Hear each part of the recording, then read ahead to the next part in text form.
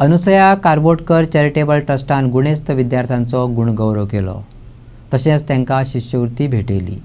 सुवाळ्याक सद्गुरू वामनराव पैचो शिष्य जीवन विद्या मिशनाची माजी अध्यक्ष शिवाजीराव पालव, मयेचो सरपंच वासुदेव गांवकार, गोवा शालांत शिक्षण मंडळाचो उपाध्यक्ष रुपेश ठाणेकार, ट्रस्टाचो अध्यक्ष विनायक कारबोटकार आनी शाळेचे पदाधिकारी हजर आशिल्ले. भुरग्यांनी आपली बुद्ध योग्य तरेन वापरची आणि म्हणूनच तांकां योग्य मार्गदर्शनाची गरज आसता. भुरग्यांक ल्हानपणांतच प्रशिक्षण दिवचें पडटा. ल्हान भुरग्यांक दिल्ली प्रशिक्षणाय वज्र जातात आणि तेतूंतल्यान विद्यार्थ्यांच्या जिविताक आकार मेळटा. म्हणूनच ही प्रशिक्षणां खूब म्हत्वाची. शिवाजीराव पालवान भुरग्यांक मार्गदर्शन करताना सांगले, त्या लोकांना सद्गुरू दिले की राष्ट्रद्रोही ही माणसं याला यमसदनानं पाठवलं पाहिजे, एवढी ती पापी असतात. पण अशी करणारी लोक आहेत. मग काय शिक्षणाचा उपयोग काय? डॉक्टर झाले, सायंटिस्ट झाले आणि हे शासनाच्या पैशाने होतात आणि तुम्ही मात्र या राष्ट्राच्या विरोधात कारवाया करता. तर असं करू नये म्हणून आपल्या ज्ञानाचा योग्य वापर मुलांनी केला पाहिजे आणि म्हणून त्यांना अचूक मार्गदर्शनाची गरज असते. म्हणून वामनराव पै यांचा जो संप्रदाय आहे तो आम्ही विद्यार्थी कोर्स घेतो, बाल संस्कार केंद्र घेतो, जेणेकरून मुलांवर लहानपणापासून संस्कार केले जावेत. आणि हे जर लक्षात घेतलं तर हे संस्कार फार महत्वाचे आहे. कारण लहानपणी जे संस्कार केले जातात ते वज्रदेव होतात आणि त्याच्यातून माणसाचं विद्यार्थ्याचं जीवन घडतं. त्याच्यातून माणूस पुढच्या जीवनामध्ये तो प्रगती करत असतो. सरपंच वासुदेव गांवकारान भुरग्यांक सांगले, बरे शिकात आणि पदवीधर जायत.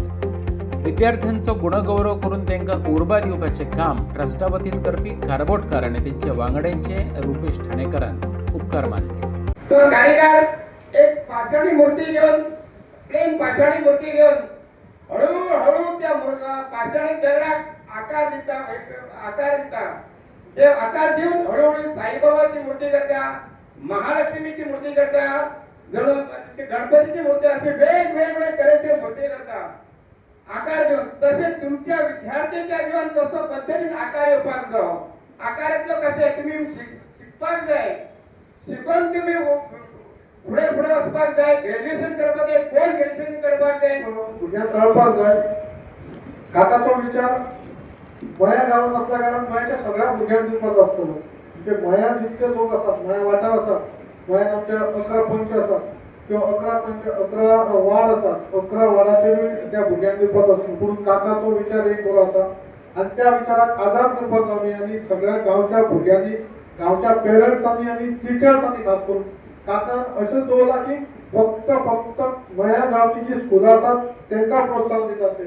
जरी तरी हांगासून आमचे भुरगे पिकिल्ले वतात किंवा पणजे सारकेल्या शहरांत शिकोवपाक वतात तांकां आड नजर दवरून ते करतात. कारण कितें? कारण इतकें आसा की आमच्या गांवचे भुरगे शिकपाक जाय, गांवची स्कुलां वयर सरपाक जाय.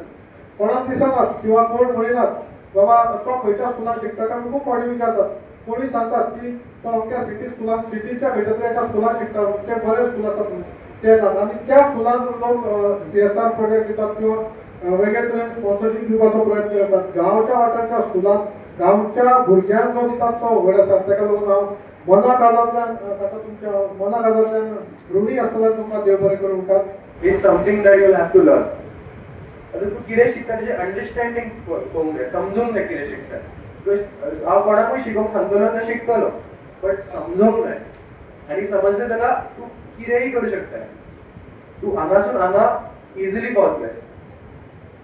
So in short, I'm just saying कि शिक्षा and education is one thing that has no negative side and it is limitless. तुम्हें जाय तितके शिकू शकता है, it is always there. म्हणून at the end of the day, तू शिकता म्हणून बरें तें. And secondly, there's nothing wrong. Okay? तू जिखता नाल्यार तू शिकता, तू हरना.